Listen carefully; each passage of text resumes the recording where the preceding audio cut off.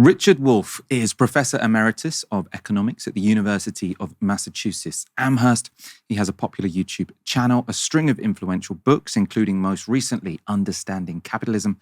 And according to the New York Times, he is America's most prominent Marxist economist. So, Professor Wolff seemed like a great choice to help to get a grip on how Donald Trump has reshaped capitalism and class struggle in his first 100 days of his second term in the White House. In the second half of our conversation, we mainly focused on China, including when and whether it will take over from the United States as the world's superpower, and how Marxists should understand its phenomenal rise. But I began by asking Richard for his initial assessment of President Trump's first 100 days. Well, I am impressed, if that's the right word. He has done as he had indicated he might, make a bigger splash, make a bigger impact, do more things, mostly by executive order, than presidents usually do, and he's done that.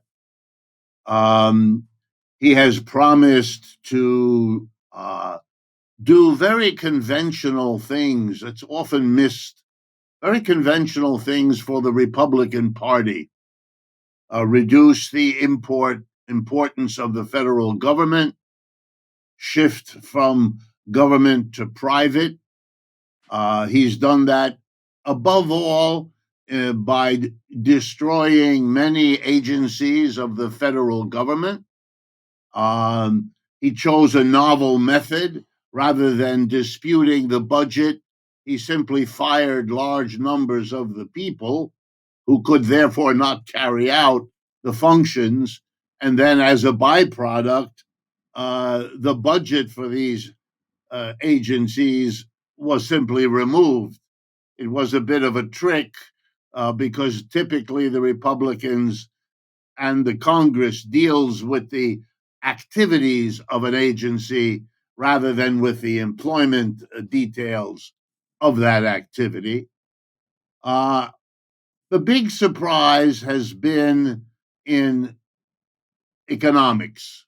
His economic program has been reduced from a variety of tools to one overwhelming tool. And in that is the only significant departure from conventional Republican Party strategy. So you might say he has shown himself to be a Republican president on steroids, overdone, overactive, extreme version, something like that. In economics, it has taken above all the form of an absolute infatuation beyond anything I've ever seen with one particular tool, namely tariffs. And that is really interesting because a tariff is a tax. It's just the name of a tax imports have to pay when they cross the border into your country.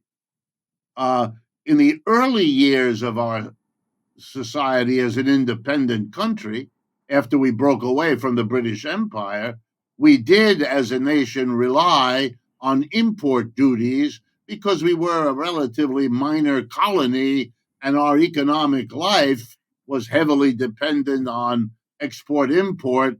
And so it made a certain sense to focus your revenue efforts there. To do it now is a bizarre departure from over a century of activity. We have occasionally used tariffs, but in a limited way for a limited time and with none of the exaggerated focus that we see now. And this comes at a time when all reasonable people, and I'm afraid that that's a shrinking number of us here in the United States, well, reasonable people would have strong doubts about the efficacy, the side costs, the indirect costs of such a policy. such a focus on that particular tool. I mean, it is a kind of denialism, for lack of a better term.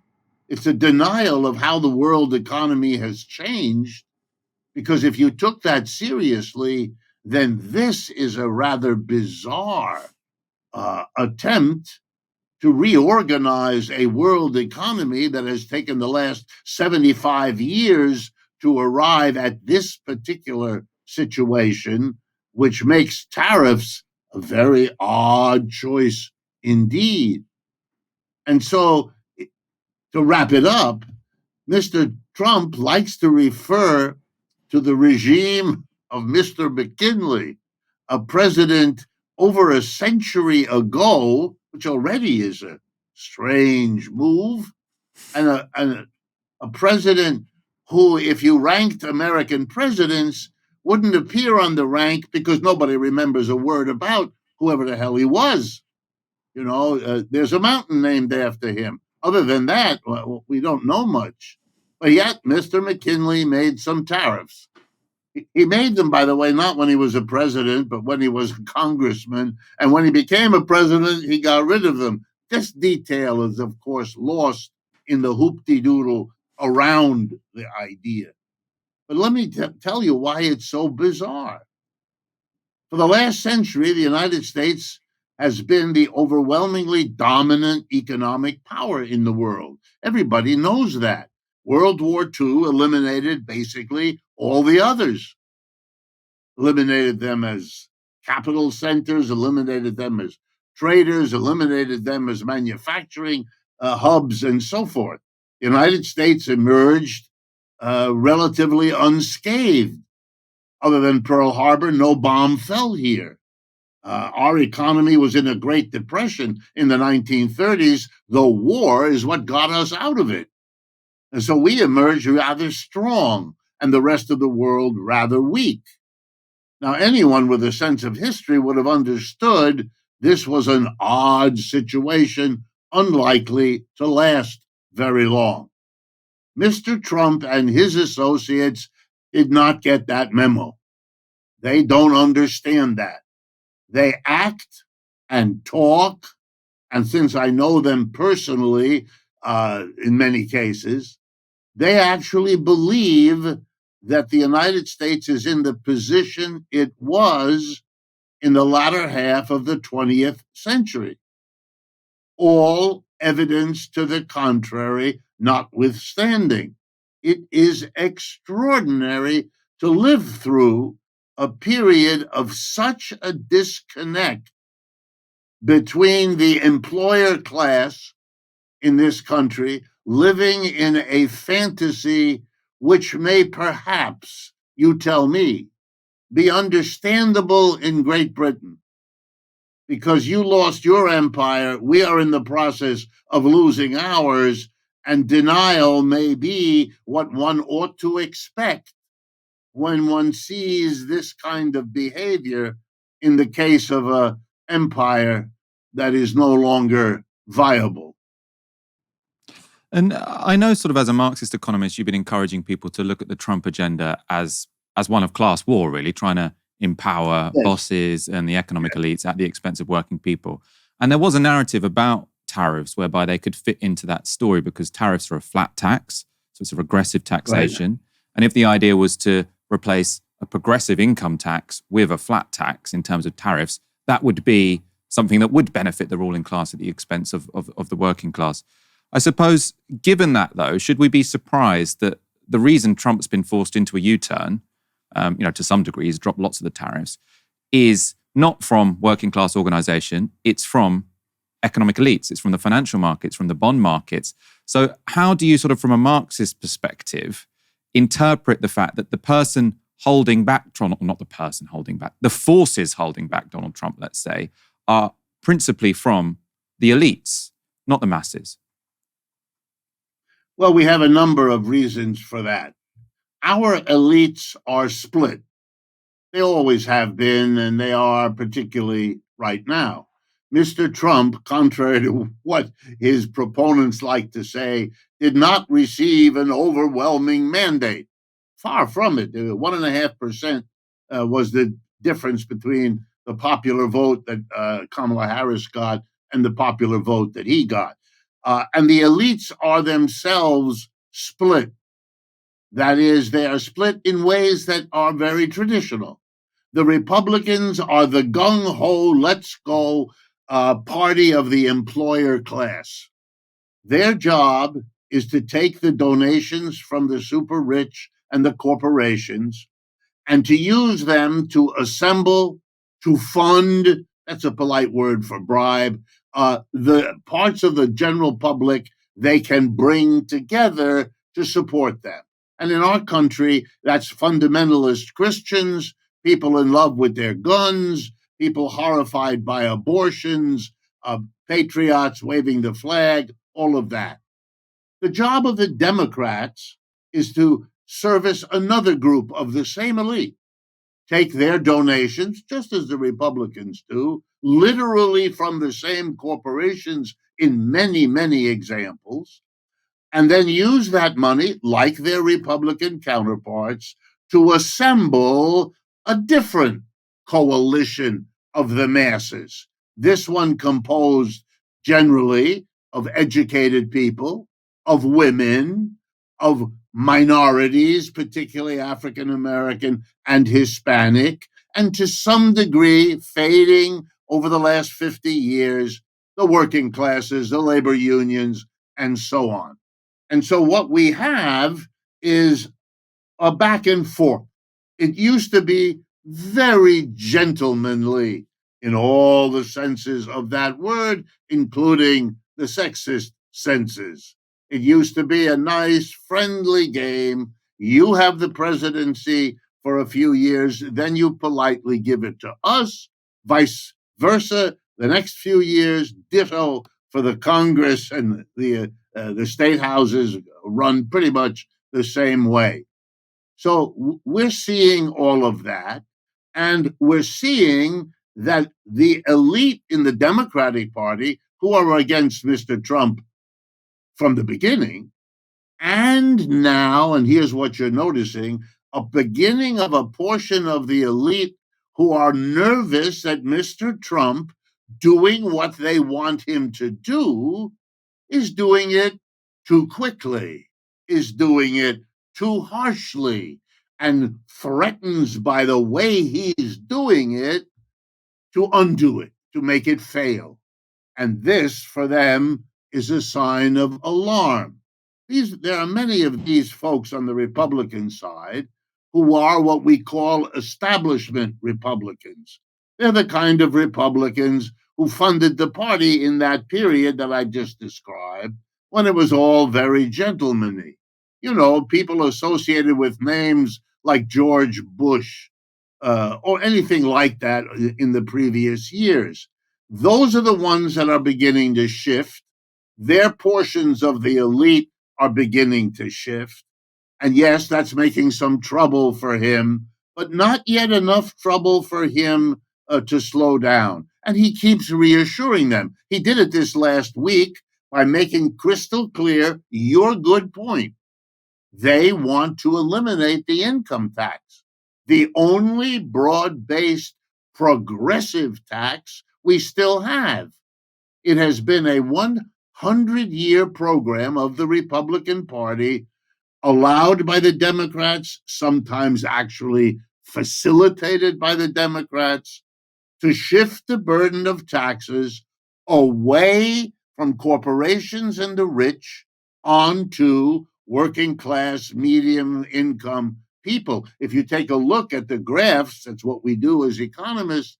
It's a century-long process of doing that, and he's very much in the strain of that. What you're not yet seeing, and you're quite right about noticing that, is you do not yet see mass-based from below working class opposition. But there's a very particular reason for that that shouldn't be forgotten. The last time capitalism really crashed, which is what we're looking at happening possibly, not yet, but possibly now, but the last time it happened which can give us some guidance about what to expect, the American working class went sharply to the left. We reacted in this country to the Great Depression starting in 1929 by shifting to the left. Huge numbers of Americans organized in two socialist, one communist party, and the greatest union organizing drive in the history of the United States, the CIO. And the reason I mention it to you is not just look at what the working class was able to achieve then. And I could make you a list. The Social Security system was achieved then by those forces from below. The first minimum wage in this country's history, the first federal jobs program on a mass basis, hiring 15 million people, happened then because of that. The first time we had federal unemployment compensation from the government. The left achieved extraordinarily. And the reason I'm telling you is when the war was over, 1945, and the president who enacted all of that under pressure from below, Franklin Roosevelt, was dead, the business community, led by the Republican Party, abetted by the Democratic Party, went to work to systematically destroy the organizations on the left, socialist parties, communist parties, and labor unions, so that they could never do again to the ruling class what they had achieved. And we live in that. I'm born in the United States. I've lived and worked here all my life. We are only now, 70 years later, emerging from the cocoon of that repression. We don't have even the relatively weak European versions of socialist parties, communist parties, labor unions. All of that is weaker, underdeveloped here. We're going to catch up. I think we'll surprise you in the months and years ahead. But that's why the opposition takes the form you just noted. And so you mentioned there sort of we might be entering a new crisis of capitalism. And you said the last time this happened was 1929, in the Great Depression, which I presume suggests you think we're getting into a crisis which is bigger than 2008. Because when people sort of look back to a financial or an economic crisis, they normally say, oh, is a new 2008 coming? You think a new 1929 could be coming. Could you talk about that? Yeah, well, my use of the Marxian system of thinking about it and of Marx's own analysis has now been added to by the research of the National Bureau of Economic Research, which I can assure you is not tinged by any Marxism at all. It's a quasi-governmental entity here that keeps track of the ups and downs of the capitalist economy, literally periodizing so we can see. And their research shows, as all of us in the economics profession, that's what I do for a living. I'm a professor of economics. We make use of the NBER, as we call it, and it has shown us that wherever capitalism settles, anywhere in the world, over the last 300 or 400 years, it has an economic downturn every 4 to 7 years. Now, some of them are short and shallow. Some of them are deep and last a long time. The Great Depression, very deep, lasted 11 years, very long one. The one in 2008 was very deep, but much shorter in duration. The one in 2020 was deeper still, but also shorter. No one can tell in advance. Certainly, I don't claim to, and I don't take seriously anyone else who does, can tell you when exactly it will hit, how deep it will be, how long it will last. That's very, very hard to know, even when you're in the middle of it, let alone in advance. So I don't know exactly when, but if it's a 4 to 7 year average, which it is, and if the last one was 2020, which it was, and we're now in 2025, we'll do the arithmetic. It isn't that complicated. We are due for one. And I might assure you that if you pick up the pages of the Financial Times or the New York Times or the Wall Street Journal, they are full of articles about the recession that some economists expect will happen this year, others next year. And calling it a recession is a predictive game, and therefore it doesn't have much value. You can't know whether the recession is going to be depression category or not, or somewhere in between. But here is the single most important reason why this one will for sure be significant and different from the others, as they always are. The big fact this time, not the only one, if we want to, we can go into it, but the really big one, this is the first time in a century that the United States has a serious global economic competitor. That is a new experience, one that has not yet penetrated in the minds of the people running this country. All they see is another Soviet Union, another Cold War. In fact, many of them like to refer to what is emerging now as a, quote, new Cold War, this one with China instead of with the Soviet Union. But let me, as an economist, point out the Soviet Union was never remotely an economic competitor of the United States. It wasn't that in 1917. It wasn't that in 1975. And Russia today isn't anything like that relative to the United States either. Never has been. The GDP of the United States is beyond 25, $26 trillion. If I generously estimate the GDP of Russia today, it's $4 trillion.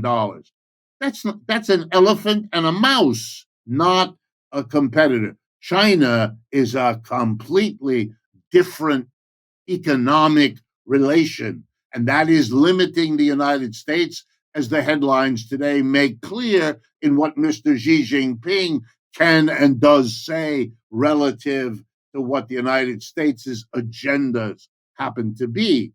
That reality changes everything and will give its unique stamp to the downturn we get this year or next. And I mean, Donald Trump clearly, I think, did underestimate the strength of China. He thought his trade war could kind of, kowtow them. Obviously, I think, at least in the short term, it seems like China have won this confrontation.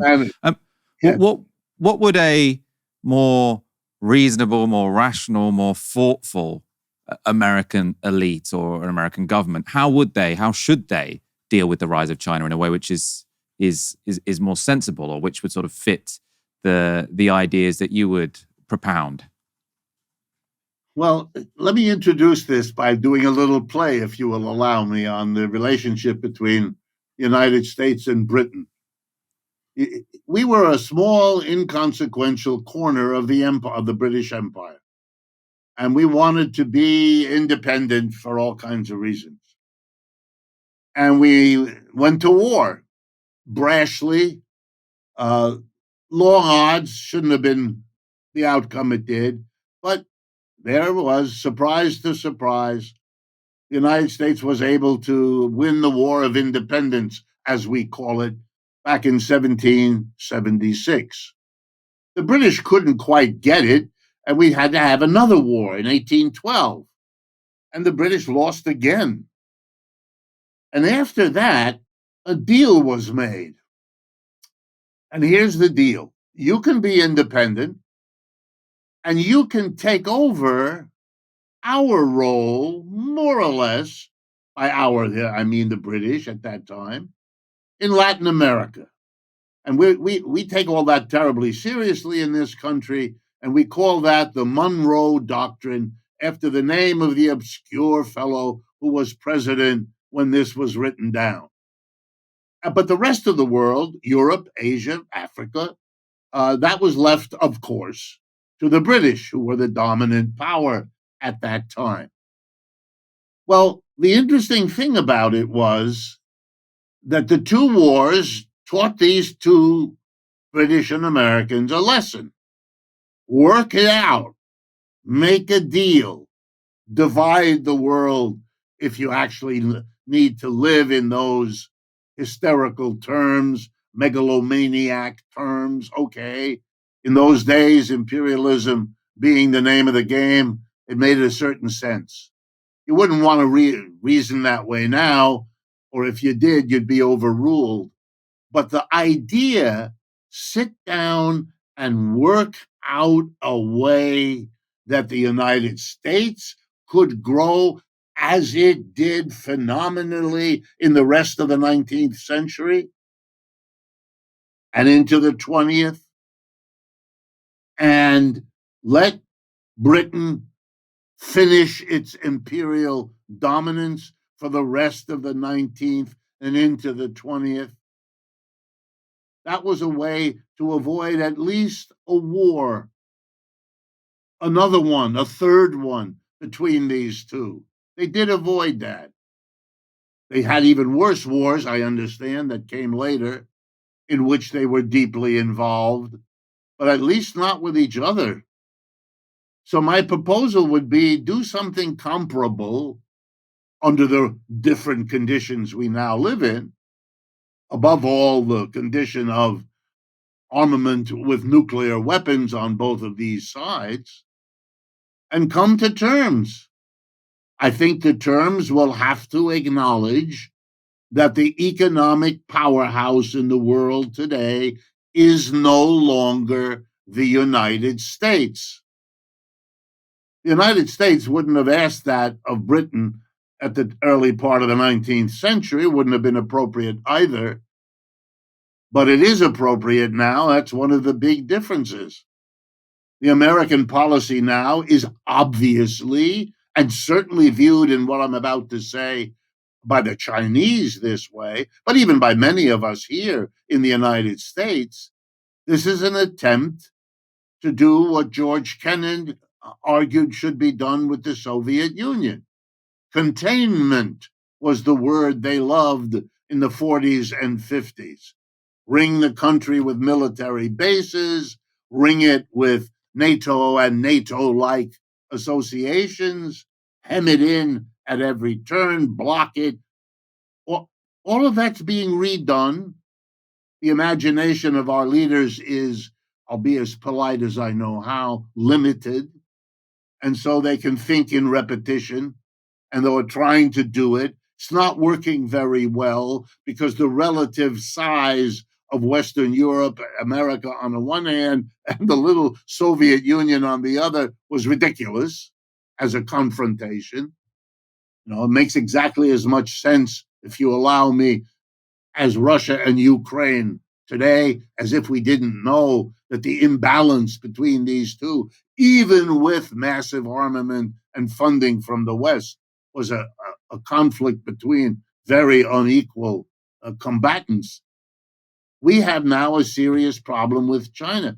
Either we sit down or we continue this very aggressive approach to containment, which is and is showing up in the rest of the world as ridiculous. It's no longer offensive. It always was that, but it's becoming ridiculous because the numbers are so crazy in terms of who's fighting whom that even for people whose loyalties are all on one extreme or another, and I'm really not that. My Marxism makes me very skeptical about a whole lot of things here on both sides. But I'm not crazy and I'm not badly trained. I'm a product, by the way, of the elite education system here in the United States. Otherwise, you wouldn't have found your way to me anyway. I mean, that's how it works in this country. I don't know how it works in yours, but that's certainly how it works in ours. And I know when I see ridiculous, what I'm looking at. And it's crystal clear. As you yourself said at the beginning, it hasn't worked out real well, this containment. Mr. Trump talked about it in his first presidency. And Mr. Biden continued. in his presidency.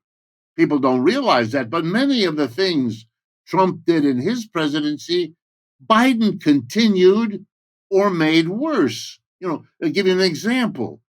Right now in the world, the greatest achievement in the electric car business is a Chinese company called the BYD Corporation. Westerners mostly haven't even heard of it, which is true for much of what China has achieved. But they have the best quality electric cars and trucks at the lowest price. I mean, they have won the competition, which has been going on for at least 10, 15 years, to build an effective electric automobile to replace the fossil fuel burning automobile, car and truck. Okay, there they are. Mr. Trump hit them with a 27.5% tariff. Mr. Biden raised the tariff on the BYD company's trucks to 100%. So if you want to buy a BYD truck here in the United States that costs, say, $30,000, you would have to send to China $30,000 to get the car shipped. But before you could pick up the car, if you're a company or an individual, you'd have to pay Uncle Sam another $30,000, making the cost to you $60,000, which you will not do. You will instead buy a Tesla or, no more Tesla. Mr. Musk has become so successful that nobody buys. Tesla is a commodity that is only sold.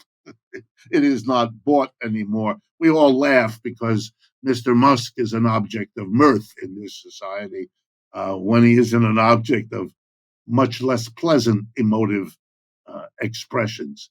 So look, there's Mr. Biden. He did it worse. Mr. Trump has left it. We have no BYD cars on the road here in this country. You have them in Europe. We don't have them here at all. You never, ever see it. And the reality is this kind of behavior, this is self-destructive. Any person trained in economics, I really mean anyone, understands that if everyone else in the world, every competitor of the United States can purchase as an input a cheaper, better vehicle than any American can afford to get, it's only a matter of time, and not a long time, before that shows up in the inability of American products, having had to pay too much for their inputs, can't compete with those who have access to the lower priced BYD, better quality vehicle. I mean, this may pander to your voter base. It may please short-sighted executives, but as an economic strategy, if I were sitting in Beijing with those people, I'd be laughing myself all the way to the very large bank. Yeah, I mean, I suppose the way I think about Trump and China and America is that everyone, I suppose, just looking at the maths of it, it was almost inevitable that China would overtake the United States as the global hegemon at some point in the 21st century. But Donald Trump has just accelerated that process by about 20 years by the manner in which he carried out his trade policy. And which I suppose leads me to another question for you, which is what you think a world with China as hegemon would look like. Would it be more attractive than the world that we've had for, I suppose, at least since the Second World War, with America as the hegemon? Or could it be worse? Could it be darker? How would you see a Chinese-led world? Well, as I hope I suggested to you earlier, my facility with predicting the future is close to zero. I don't know quite what to do with your question. The China of today is, from everything I can tell, radically different from the China, say, in the first decade or two after the revolution after 1949. When I was a master's student in economics, I wrote a master's dissertation, which was at Stanford University in California. That was the custom in the economics department there. Even if you wanted a master's degree, you had to write a master's dissertation the way you normally do with a PhD or doctorate program. And I chose to write it back then on the Chinese economic program of building communes, which is something that Mao leaders tried to do in the decade immediately after the revolution, in the 1950s into the 60s. Okay, that gave me the opportunity to do a lot of research. Stanford's library, which is one of the better libraries in the country, is very good on materials about China. There's a big Chinese community in the west coast of this country, et cetera, et cetera. So I know how radically different the Chinese society is today in every way, ideologically, politically, culturally. I mean, it's a radically different society. It's urban in a way that it was not then. It's industrial in a way it was not then. It's involved in global economic realities in a way it was not then, and on and on and on. So I have no idea. I imagine that the decline of the United States is going to be, is already a tumultuous experience for the world, including for China. They will have to make all kinds of adjustments. That's already happened. We can already see, like we can here in the United States, the tariff, which has just begun to have its impact, is already showing what that impact will be. Tourists are not coming here the way they did every other summer of my life. Tourists of Americans, my friends, are not going to Europe in the numbers that they did, not even close. And we're still in April here. Normally, it doesn't get going until another month or two. And the Canadians just had an election in which they voted anti-Trump. That's what the election in Canada showed us. So we're beginning to see enormous changes. Here's my hope, which is all it is. It's not a foretelling of anything. My hope is that the Chinese will react to three things and thereby be different from what we've had in the past. Number one, and most important, the Chinese know, as the Americans could have and should have, but didn't. The Chinese know what it means to enjoy the ride up in the formation of an empire, but also the ride down. The China has had it up and China has had it down. When Mao talked about, or now when Xi Jinping talks about 100 years of humiliation or equivalent statements like that, you know that that's what they're talking about. They're talking about what happened to China in the 18th and 19th and 20th centuries when they became de facto another colonial area, even if they kept their independence through most of it. So they have an understanding. Americans don't. I'm telling you, as someone, you can tell from my white hair, I've been around a while. I was born in Youngstown, Ohio, right in the middle of the United States. I've lived and worked here all my life. This is a society that is at the beginning of a recognition that the empire is over, that the expansion is over, that decline is on the agenda. And the question is how you manage that. You don't have to run away in terror, but you have to manage it. Otherwise, it'll manage you, et cetera, et cetera. We're beginning, and there's lots of opposition. We just went through a presidential election in which you did not hear, neither from Mr. Trump, nor from Mr. Biden, nor from Kamala Harris, one word about a declining empire.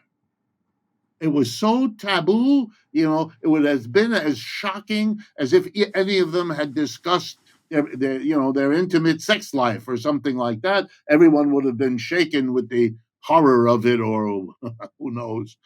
In this country, maybe not, but anyway, you know what I'm trying to suggest. So I do think that the Chinese have a leg up. They may understand that in the short run, the ride is up, but in the long run, it is followed by a ride down. And you really don't want to do that. And maybe the way to avoid that is to act while you still can, and you're not yet so far down that you've lost the capability. It's a little bit like handling an addiction. It's a little bit like handling all the rules, medical care, and everything else, where it's wiser to act sooner than to wait when you know kind of what's coming. We do that, all of us, with our age, right? We understand things are possible when we're 20 that maybe not a good idea when you're 70, et cetera, et cetera. And then there's the Marxism. However unique the Marxism is in China, uh, however unique what they mean when they refer to their society as socialism with Chinese characteristics, there is a commitment somewhere in there to those values that at least many, not all, but many Marxists have taken seriously. Notions of equality, notions of freedom of association of all kinds, free speech, and all the rest of that. Those are not values that are uniquely held by bourgeois people. They have them. I get that.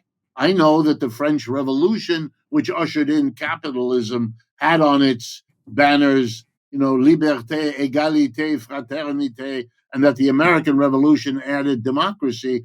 I'm excited by those values. I take them seriously. They were what brought me to be interested in Marxism. I would like to think, that's all it is, I would like to think that those are active over there in China also, and might be a contributor to constructing a different next step than simply replacing the hegemony of the United States with that of China, the way the US did with that of Great Britain, and so on. But is there a guarantee? Absolutely not. Might they end up being the hegemon? Sure. I am, again, though, let me say one more thing. One of the things that strikes us here in the United States, and by the way, I wouldn't mind being unique, would probably flatter my ego, but I am not unique. And what you're hearing from me is not something that, three people believe. There's a lot of us. The left in America is very strong. It's very badly organized. Or to be more honest, it's not organized. That's its problem. One of its fundamental problems is that legacy that I mentioned before, coming out of the previous phase when the left was really destroyed, even relative to Great Britain, destroyed in what it was and what it could mean. I remember, for example, one of my mentors who taught me my economics was actually a professor at Cambridge University named Morris Dobb, D-O-B-B. I don't know if you've encountered him, but one of the great economists in Britain of the 20th century. And we read his work here in the United States with enormous, I learned more from him than almost anybody I can think of. He was a magnificent teacher, good writer, and all of the rest of it. And we have in that inheritance, I think we have what I could say is a kind of awareness that it's possible that those values of the bourgeois revolution might best be understood as being what we want to hold on to, but to ask ourselves the basic question, which I think Marx asked himself. Why did those magnificent objectives not get realized? When Marx is writing in the middle of the 19th century, he's writing in a London that is described much better by Charles Dickens. They didn't have liberty, equality, fraternity. Those were empty notions at that time. Marxism, the way I get it, is the attempt to ask and answer the question, what is it about the capitalism that was successfully brought in to replace feudalism? You got the capitalism, but you didn't get the liberty, equality, fraternity, and democracy that the advocates of the capitalism promised would come along with it. It didn't. Something more and different has to happen. My hope is that that idea has a place somewhere in the emerging young people of China. And I don't mind telling you that one of the audiences I now have, which I never imagined I would, and not through any effort I made, is in China. I suppose, by the way, am I allowed to keep you for another question, or do you need to get off? I know we've had you a bit longer than we said. Yeah? Go ahead. So I suppose some people might doubt that would be the case. I mean, if you look at the rise of China, you might say, here we've got a social contract, and I'm not an expert on China, I shouldn't pretend to be one, but it seems to me that you've got a social contract where people are saying, this government is making us rich, it's giving us economic development. If we don't get to have freedom of speech in the same way that they have in the United States or Britain, that's a sacrifice we're willing to make because we can see that this government is performing. And I suppose I'd like you to speak to that, but then also I wanted to ask you, I suppose generally how, as a Marxist economist, the rise of China, potentially reinforces or challenges your views. Because I was thinking about this earlier. If you'd sort of told Karl Marx, right, back in the 1800s, that in the 21st century, the world hegemon was going to be led by a communist party, I'm sure he'd be completely delighted. But then you look at the details and sort of how China transitioned from a relatively poor country to a relatively rich country was via market reforms, was by opening up to something which many people would describe as basically capitalism. So what is, I suppose, the Marxist perspective on China and China's rise that you would endorse? Well, there are actually half a dozen questions you've just put in there. Let me pick one, the prerogative of the person being interviewed. Here's how I think, why beat around the bush? This is how one person, and by the way, I only accept the label Marxist to be somewhat of a naughty boy here in the United States. In other words, I want freely to acknowledge that reading Marx, which I have done, and teaching Marx in American universities, which I have done all my life, has had an enormous impact on my way of thinking about the world. And if you think I have something interesting to say, I'm kind of eager that you be aware that it isn't so much me, it is the apparatus I use to think with. Have I been influenced by Adam Smith and David Ricardo? You bet. Have I been influenced by the tradition of bourgeois economics? Yes. I had to learn it. I had to take all my exams in it, and I've had to teach it. So I had no choice, and I've learned a lot from it. I don't mean to suggest I was under pressure. I appreciate what I learned. And since it includes Marx, and since so many of my colleagues, to their loss, never did that work because it was so pejoratized in the American university. And let me remind you again, I'm a graduate of Harvard, Stanford, and Yale. I'm like a poster boy for the elite education here in this country. They did their level best to make me one of them. It didn't work, but they sure tried hard enough. And they never asked me to read one word of Karl Marx's Capital. Not at Harvard, not at Yale, and not at Stanford, right? That's a crappy education, which is what I got here. And if it was bad there, you can imagine how far worse it could have gotten in lots of other places. As a particularly unusual, because I'm interested in Marxism, I take the name Marxist, but it's sort of to play a game with my audience here in the United States. Having said that, here's what I think is happening. I think you're quite right. I think that the mass of the Chinese, having lived in levels of poverty and immiseration that I think you and me probably can't imagine living in day to day for centuries, that when finally a revolution came like the one led by those obscure fellows who ran away from Chiang Kai shek into the mountains of China in Yunnan. When they said they were going to build a new society, my guess is your average Chinese peasant looked at that and said, yeah, sure, you're going to do that. And so, long story short, the first generation, the first two generations, maybe even the first three generations are skeptical. They look at all of this and they say, let me see what happens. All right, then I'm an economist. Over the last 30 years, the real wages in China have quadrupled. The real wage in the United States is stagnant. If it's gone up at all, it's gone up 10, 15%. And then 4 times versus 10 or 15%. There's no contest here. That is going to radically alter everything about the lives of those people.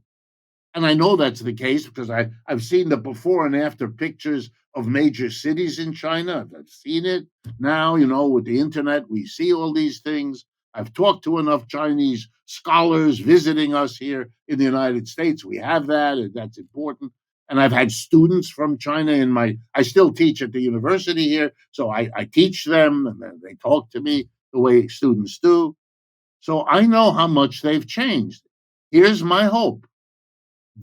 They are no longer the poor who have gotten a break.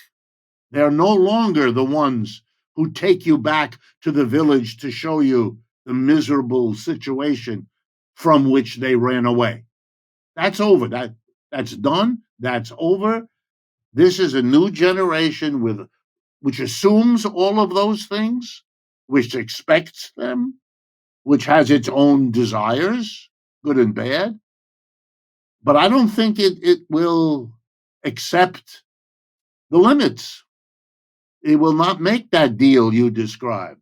It wants and doesn't understand why it shouldn't get freedom of expression, freedom to inquire, a range of varieties of opinion, of cultural forms, of political idea, all of that. I can tell you that there are many Chinese students who come to me during the years that they are here in the United States. They come from the People's Republic and they have every intention of going back, and they do go back. But they are very interested in the Marxian economics when I teach that. They take the courses, they're full of questions. They have the naivete of young people to tell me with big eyes how different this is, what they're hearing, from what they got in school back at home. And they don't mean it facetiously. They are dealing with the differences. I don't come from their society. My Marxism is different. When I teach Marxism, I tell people in a very short historical time, 150 years, these ideas have spread to every country on the planet. To imagine that there's only one Marxism is ridiculous. Each of those countries has its own history, geography, climate, economic. They're going to interpret Marx and Marxist writings in their own ways for their own purposes. It's all over the place. It's a tradition that is immense and broad. It's a little bit like saying, well, somebody's a Christian. Okay, it gives you a little idea, but there's a lot of variation there among the different Christians or Islamists. You know what I mean? Marxism is a rich and diverse tradition. There's room in it for all kinds of perspectives, has to be. And I think the Chinese, here's my hope in a nutshell. Maybe they really mean the multinationalism they espouse. Maybe one of the reasons they are defeating the United States now economically is because they took the time and the trouble and the expense of building the bricks, whereas the United States is watching its alliances dissolve in full view of everybody. They have built it up. Look, it's very clear. I don't know how this is viewed from where you are, but it's very clear to us here in the United States that, by the way, this is agreed to by Trump, what I'm about to say, that the misunderstanding in Ukraine was to not understand that Russia, as part of the BRICS, could turn to India and China to offset whatever Western Europe could do to Russia. That's what happened. That miscalculation lost the war there.